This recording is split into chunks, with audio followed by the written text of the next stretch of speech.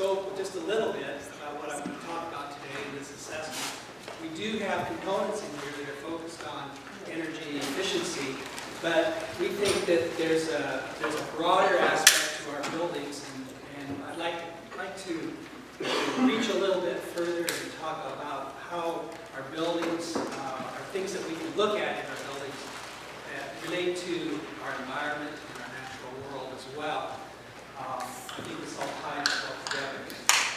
The Center on Sustainable Communities has developed an assessment tool. It's geared towards residential homes, and we're going to use that as our template for our talk today. I think we can apply a lot of the things on the residential side to larger buildings.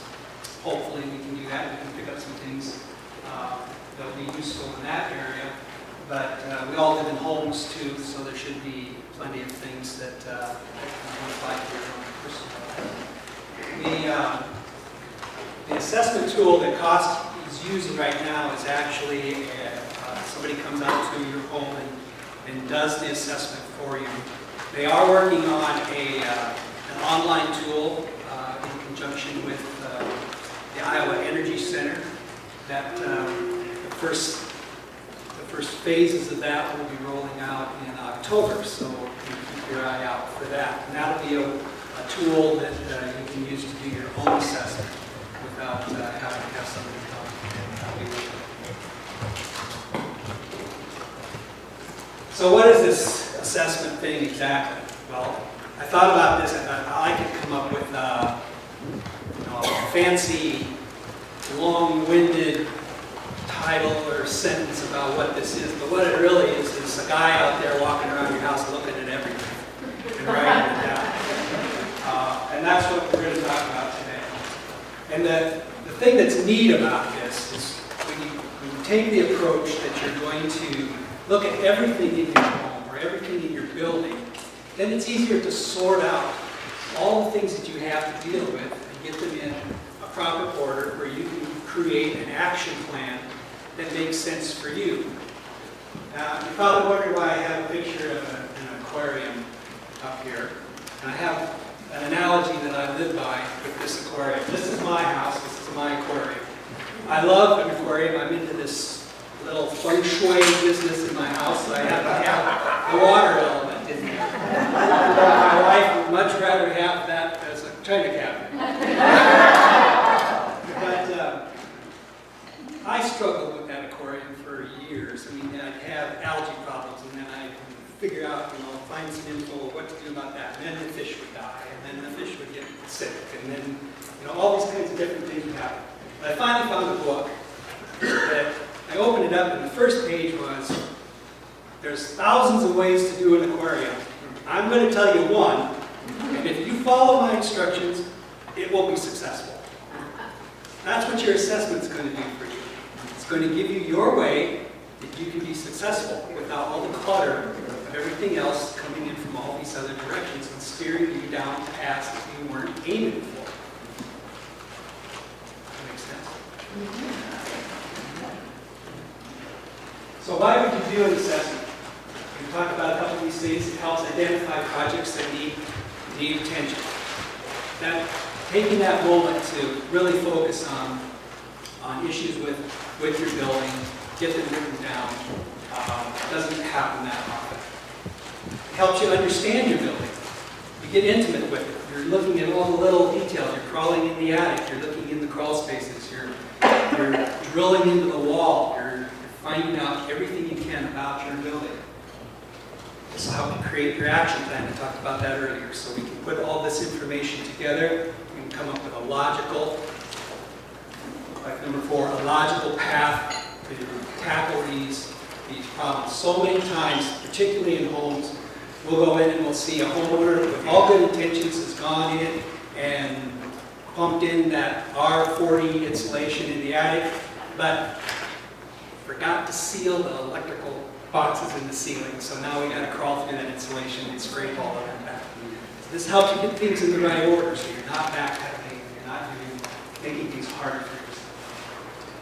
It also gives you a candid view of your building without ulterior motives. And where I'm coming from with this is that if you're doing it as an assessment, rather than, say, you're calling the HVAC contractor to come out and talk to you about your HVAC system, he's interested in selling you an HVAC system. Same with an electrician or a carpenter. When they've got an ulterior motive, they've got a product they want you to think about. Doing the assessment as a whole, we're not necessarily thinking about selling something, we're thinking about getting it in order.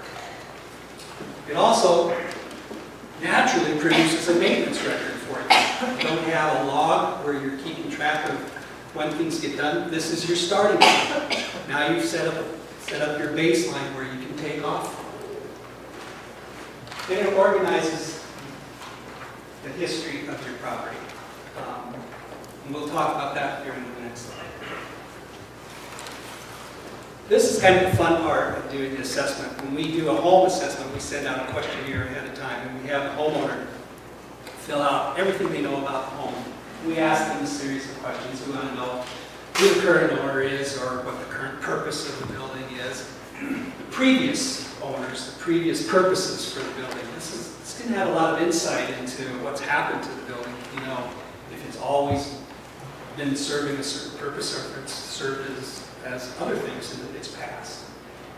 The year it's built, obviously that's important. If it was built 100 years ago, you might look at that building a little different than one that was built 25 years ago. Additions and remodeling. Particularly in older structures, there's very few out there that haven't had something done to it.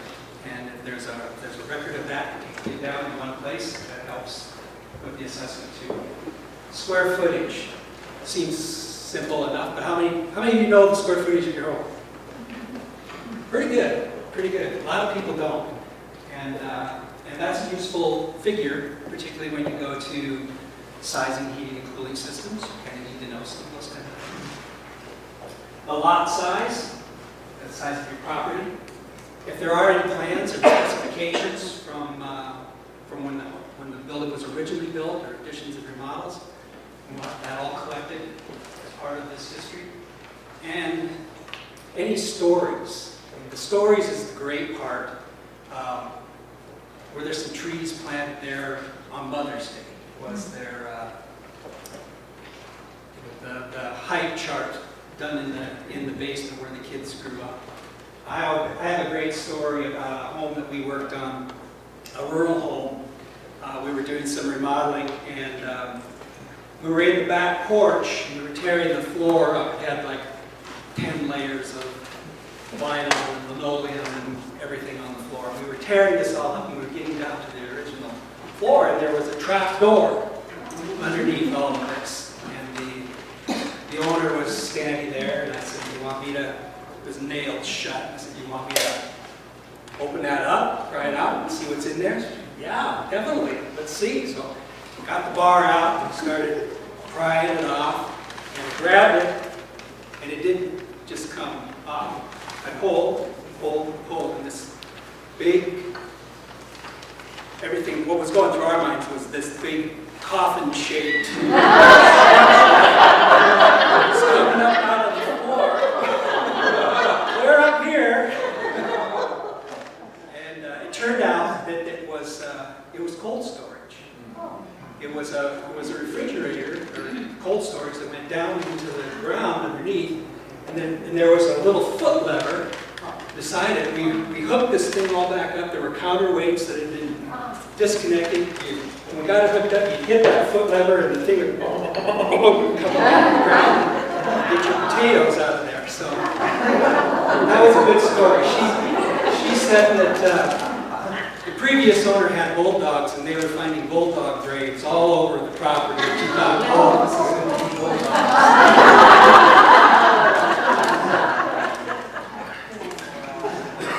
So how do we tackle something as big as an assessment on an entire building? The key is to break it down into things that you can handle. So we have to start with major categories. And these are the ones that we use in a home system. There may be other ones for larger buildings. Landscape, the exterior, the structure, the bones of the building, the interior of the building, heating, ventilation, and air conditioning systems, electrical systems, and plumbing systems. So you got these large categories. Then we break it down into subcategories. So you take each one of those and you pick the things that you most want to look at. The cost angle is from an environmental angle. So where on landscaping, I suppose it would be all right to put in, I want to have a category about the rose beds or the manicured lawn, but we're really more on the angle of how does the shading affect the energy efficiency of the home, and so on down the line. And I want to, if I have time, I want to go through each one of these categories and we'll talk a little bit more specifically about those things. So now the next step is to start gathering information. And there's a methodology to this. Right here, we're in the process of doing an assessment for some folks. This is me with my back to the camera with my shoulders hanging down pretty low and staring blankly at this porch as the homeowner's got a nice level hand. The porch is definitely going this way and that way. He's thinking, well, we just need to do this, and I'm thinking, we just need to get a cat in here.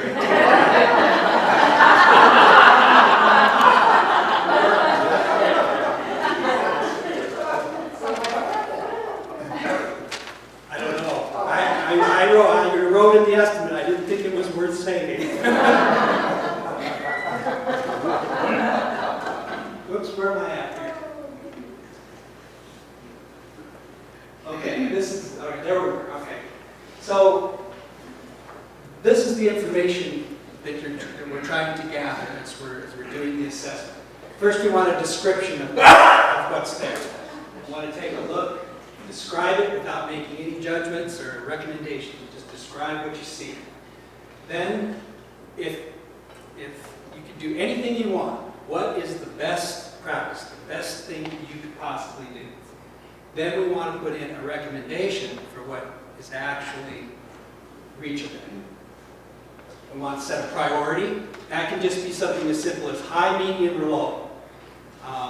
Is it a health or safety issue? If that's a safety issue, we want to definitely make note of that. And we see a lot of that kind of stuff, particularly in the electrical things that we see in a lot of older homes.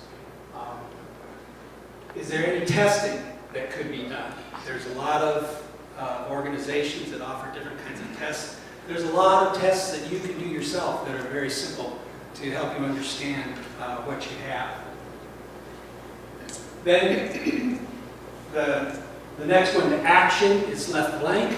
That would be if you took an action, you did something, this would be a space in your assessment that you can write what you did to work yourself towards that recommendation for improvement. And then photos. We take tons of photos on our assessment. They're very helpful, and they make a great addition to the book when you have a picture to look at. So we have the before pictures, then we have space for after pictures after you've done your improvements.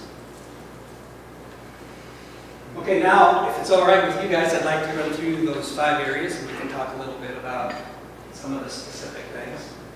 Pretty quickly, I zip along, but slow me down if you need to ask questions. In landscaping, starting with the subsystems, shading. There's a couple different things about shading that are useful. I mean, obviously, if a building is well shaded, it's going to be easier to cool. I happened to notice when I drove in here that there was lots of parking out in the sun, but all the spaces in the shade were taken. So you all know the importance of being in the shade, and your building is no different. If the building is well shaded, it's going to stay cooler in the summer months. There's also another aspect to that, the shading that you benefit from, and there's also the shading that you provide your neighbors. And that's something I think a lot of people overlook, is that, yeah, maybe I just assumed that dirty cottonwood tree wasn't in my yard anymore, but boy, it's sure helping the guy next door. Or my parish, the building is providing shade for that house next door. So there are good things that you're doing for the neighborhood too with shade. Same with windbreaks. We see that. We're Iowans. We've seen the rural homes with the windbreaks on the north and west. There's no reason we can't be thinking about things like that in town too. When you have an inefficient window and it's radiating that heat, hot moves to cold, and it just sits out there on the outside of that glass. If there's wind constantly hitting that window, it's constantly removing that warm air that's on the outside, so you're losing even more heat. So if you can slow that barrage of wind that hits your building, you're helping yourself out. We live in a wooded setting, and I got a great weather station, one with the little twirly thing and the whole bit. But we sit kind of down in a draw, and I got that thing all set up, and I put it up as high as I could, and it just barely creeps around. And I walk out to the end of the driveway, and it'll blow my hat off. So I have a factor that whatever it reads there, I add 40 miles to it.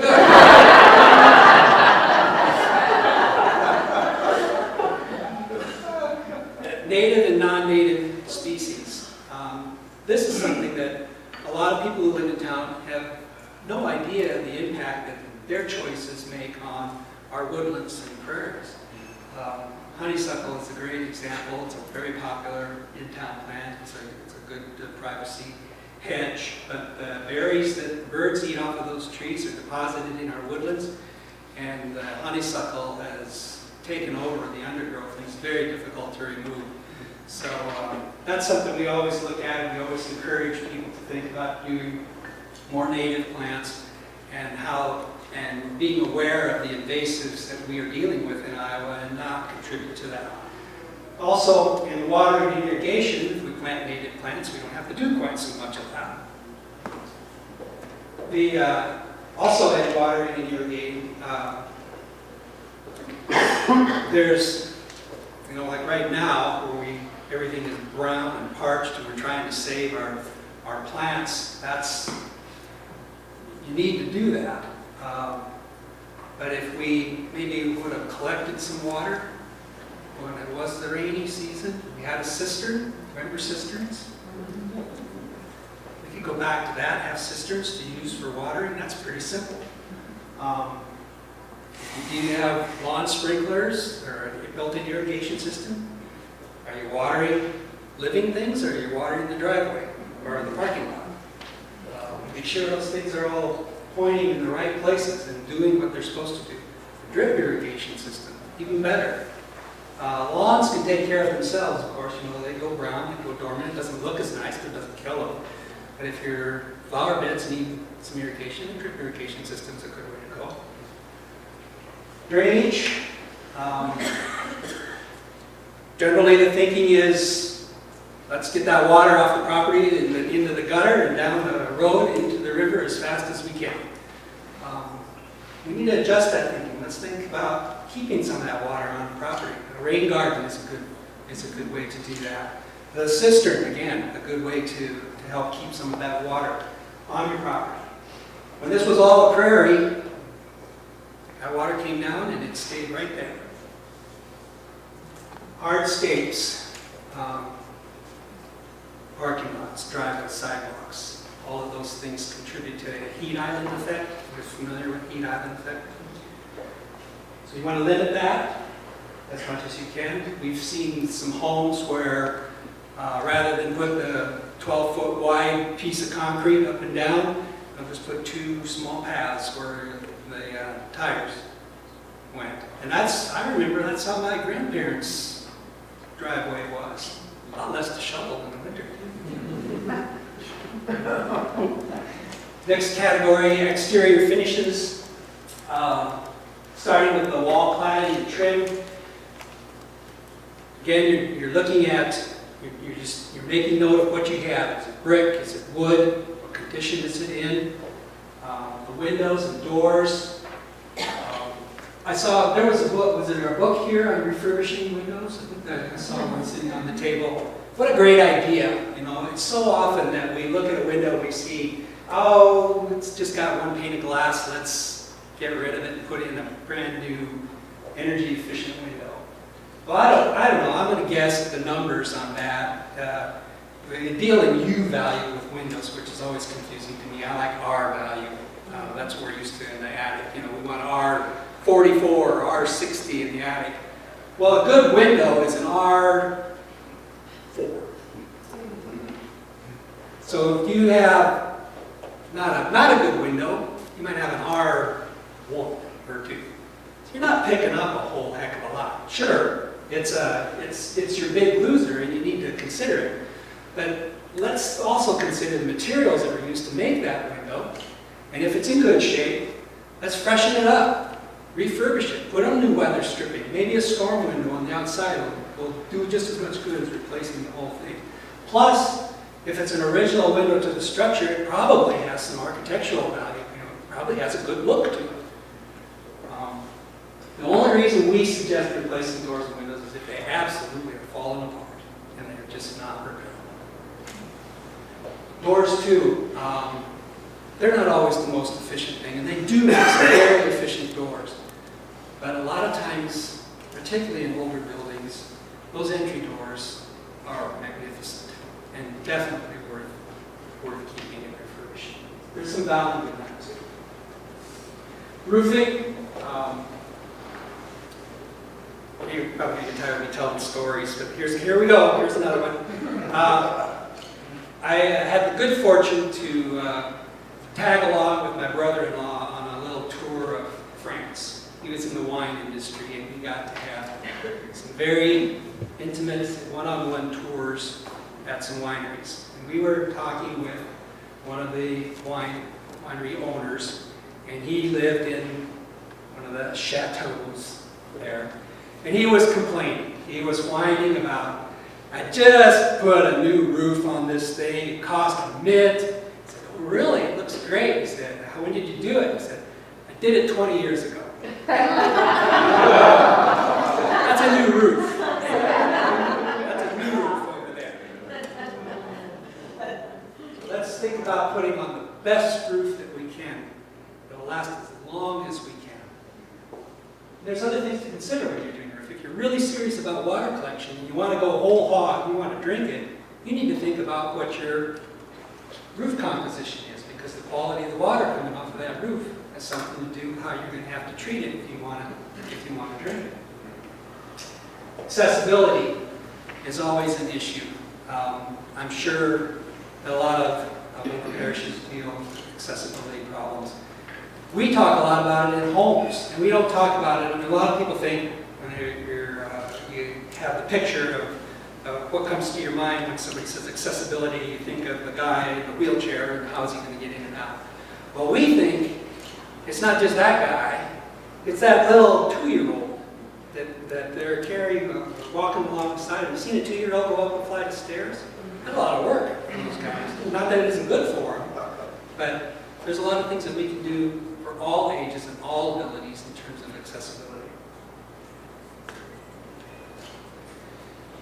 The structure, the bones of the building. Try to find out how it's built. Is it wood? Is it masonry? That's going to tell you a lot about the maintenance that you need to do. I don't think we need to dwell on this a whole lot here, but it is important that you start at the bottom and you go all the way up into the attic. Get a good look at everything that you can and get it photographed.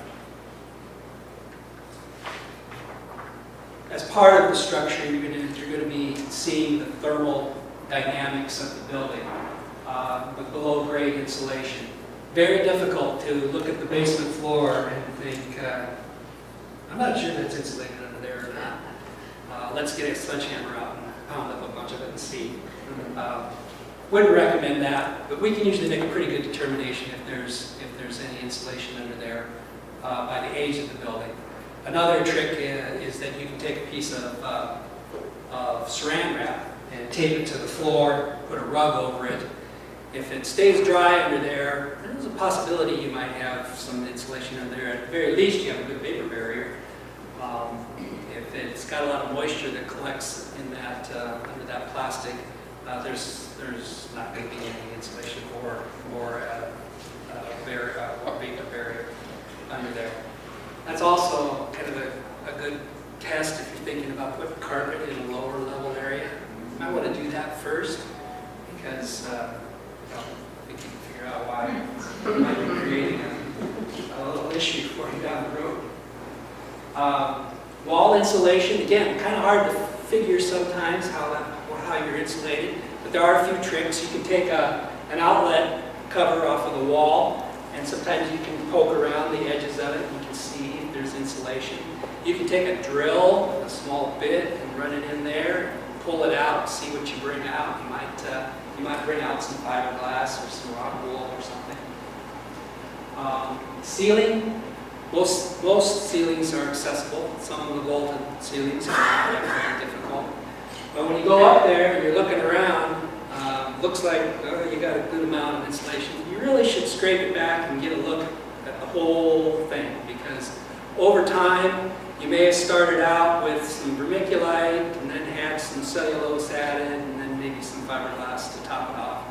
And to get a full understanding of what you have up there, you should kind of burrow down through that.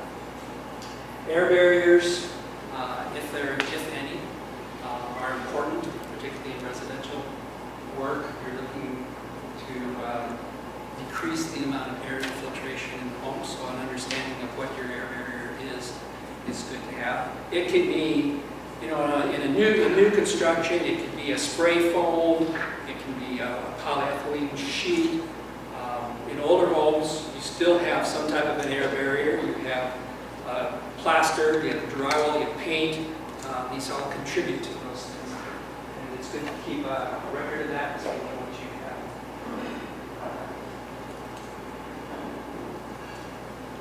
have. Interior finishes, paints and sealers. Paints are a big thing, particularly in older structures. Lead paint. Anything before 1978, there's a pretty good chance that it's a lead paint issue. And there are requirements for how you deal with lead paint. You want to be very careful about sanding, removing any lead paint. There are trainings, people that are trained to do that. It's kind of the new asbestos in Iowa. Floor coverings, we talked a little bit about carpet not being so great in the lower level situation. Carpet in general is kind of a tough one because it does collect a lot of stuff, and it's not that easy to keep clean.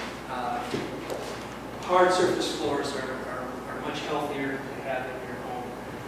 If you do have carpets, the natural fibers are great to use. There's also certain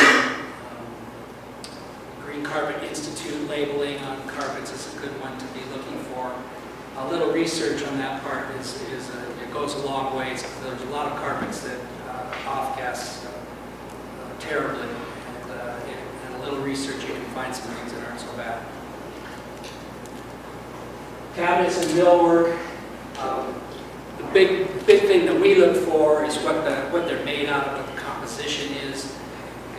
A lot of the particle boards that are used in cabinet construction nowadays have formaldehyde-based glues in them, which off-gas and they're not healthy. So we like to look for things that don't use these types of glues. No added formaldehyde. The stairs and railings. Measure the tread width, that's the level part, and the riser height, spaces between the balusters, the height of the railings. Very specific codes on what's allowable, and they've changed over the years. So on older structures, a lot of those are not compliant anymore. Not that necessarily means you have to change things, but it's kind of good to know. Part of understanding your building and where you're at. Again, accessibility on the interior is is an issue, just like it is on the exterior. How easy are things to reach? How easy are the faucets to turn on and off? How easy is it to change a light bulb in that fixture? Those are all accessibility issues. Heating, ventilation, and air conditioning. Identify your heating sources in your assessment. That doesn't mean just your furnace. There are other heating sources. There's the sun. What kind of passive solar are you getting? All of us, sitting down, what do we got here? It's about 200 BTUs a person. That probably means the air conditioner has to kick on a little harder in here when we're all sitting here. You got up and did some jumping jacks, we could get it up to 350 a person. Cooling sources, again, identify your cooling sources. Is it just AC? We have fans that help move the air. We have good cross ventilation. These are all things to consider in your whole package and understanding how important they are. Distribution. Once you have those heating and cooling sources, how do you get that air from one end to the other? You can lose a lot of efficiency in a new furnace if you don't have proper ductwork. And there are tests that can be done. There are people that can test that and check and see if your distribution system is adequate. Ventilation. This is in a residential situation where we're thinking about the exhaust fan in the kitchen and in the bathrooms. We want to make sure that we have at least 50 CFM exhaust in the bathroom. We want to make sure that that the stove hood vents to the outside, not the attic, not the cupboard right above it, all the way out. Same with the bath fans; those need to vent all the way to the exterior, not into the attic space. Because when you're venting, what are you venting? You're venting steam off of the cooktop. You're venting shower steam. You're venting a lot of moisture.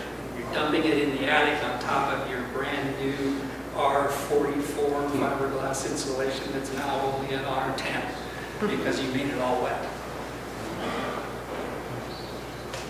Fresh air supply. We all have a requirement for fresh air. As you do improvements to your building, you start tightening it up.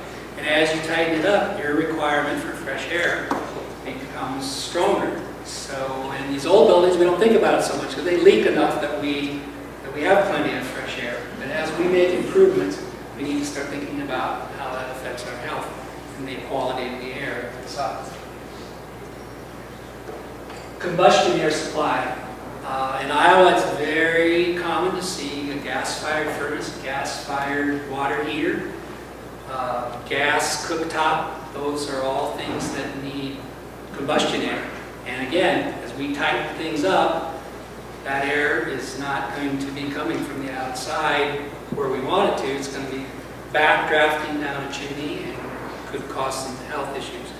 So as we improve the building, we need to be conscious of our combustion air supply and make sure that all combustion appliances have a supply of fresh air to burn.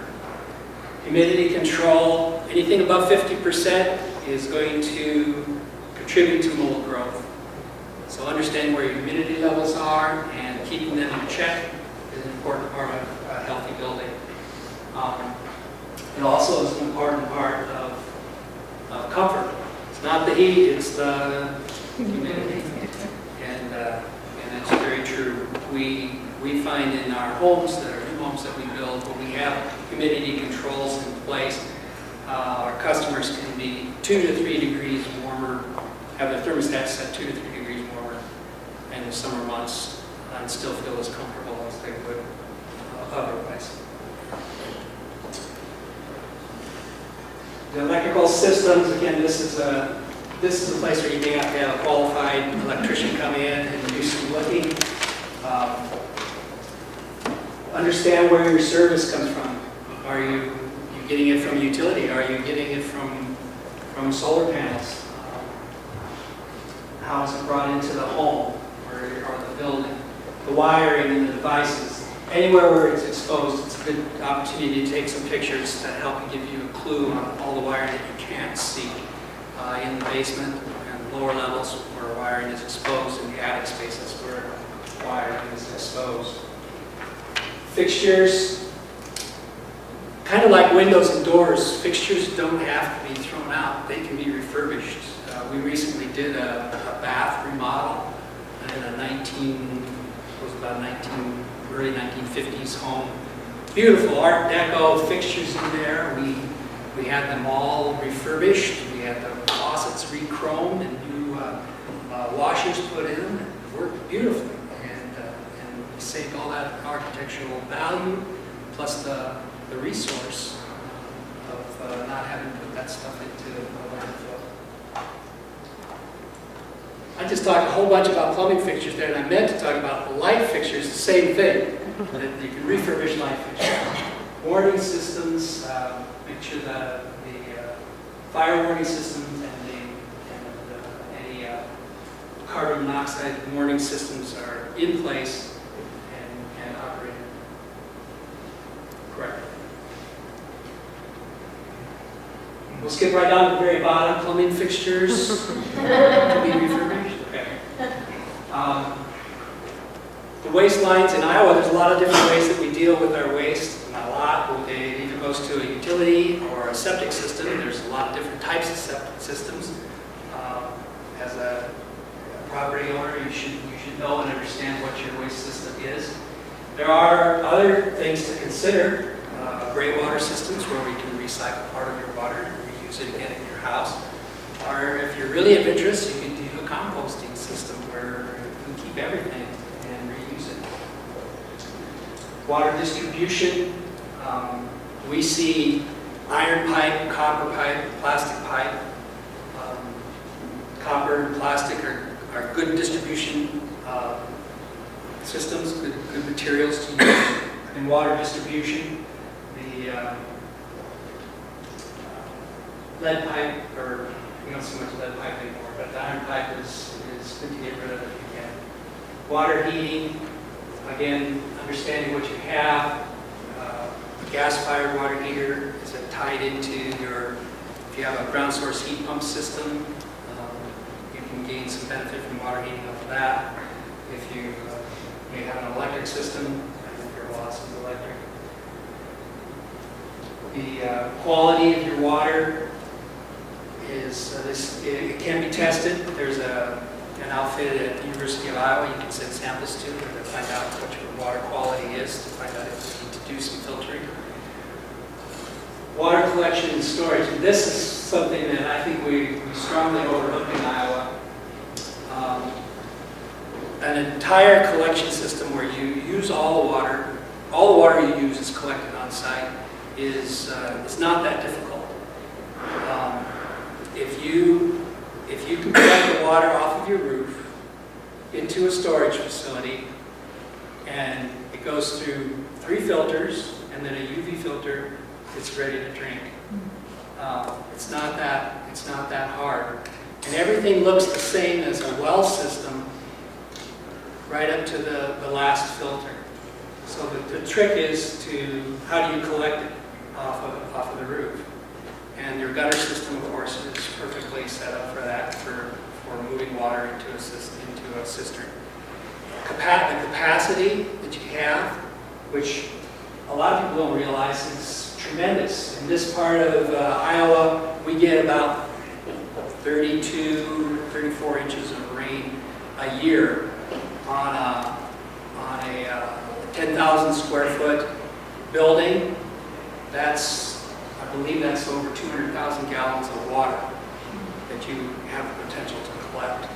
And there's a chart that you can fill out that we have that you can, if you know your usage, you can determine the size of storage. You don't have to store 200,000 gallons. You may have to store 30,000 gallons, which is not that big. A lot of times on a residential situation, we do that right under the front porch. It's all excavated out anyway. We just put a liner in there and we convert the water into that, and then away we go. Lots of potential there. take lots of pictures, lots of before pictures on a residential assessment. Will take about 250 pictures all the way through. If you want to do this yourself and you need some help, there's a lot of folks out there that will do energy audits that will help give you a lot of information that you can plug into your assessment. Home inspectors, builders, plumbers, electricians, landscapers, all these people, lots of qualified people in Iowa. COST keeps a list of people who are professionals who've been through their trainings and understand the idea of protecting our resources as being an important part of building. And they would be a good source for finding people to help. Recap. You've gone through, you've collected your information. You want to list out your projects that you've identified with a strong priority on health and safety. Health and safety issues should always come first. And sort the projects that are related to each other. This way you can put them in the correct order so that we're not backtracking and doing things over. This will make it easier and less costly. And again, remember that there's, like the aquarium, there's lots of different ways to do something, and there's lots of people out there that are going to tell you. The beauty of the assessment is it gives you a chance to understand your building better than anybody else and pick your own path and try to stick to it, because you'll ultimately end up with something that you like and works. The last thing I want to touch on is that it's almost always better to reuse a building than to build a new one. We made a huge investment in that structure, in resources, time, effort. Let's try to keep them. Let's make sure our first thought is how are we going to fix this and make it better rather than kick it out and replace it. Fine architectural detailing can stand the test of time. We love those buildings in those old town districts where we drive down and they have the beautiful exteriors. There's a lot of pride in ownership there. And buildings that have a lot of that type of architecture, a lot of that kind of detailing are important to people. And that's why it's important when we're building something new and we put in some fine details and we make it something that people will love. Not just us, but the people after us. Does form follow function or function follow form? I'd like to put that question to you. When we think about replacing things, are we replacing it because we feel like it's not working for us? Or can we be a little bit inconvenienced and save the architecture and keep it the way it is? No, it maybe isn't perfect. There is possibly something more than just our comfort.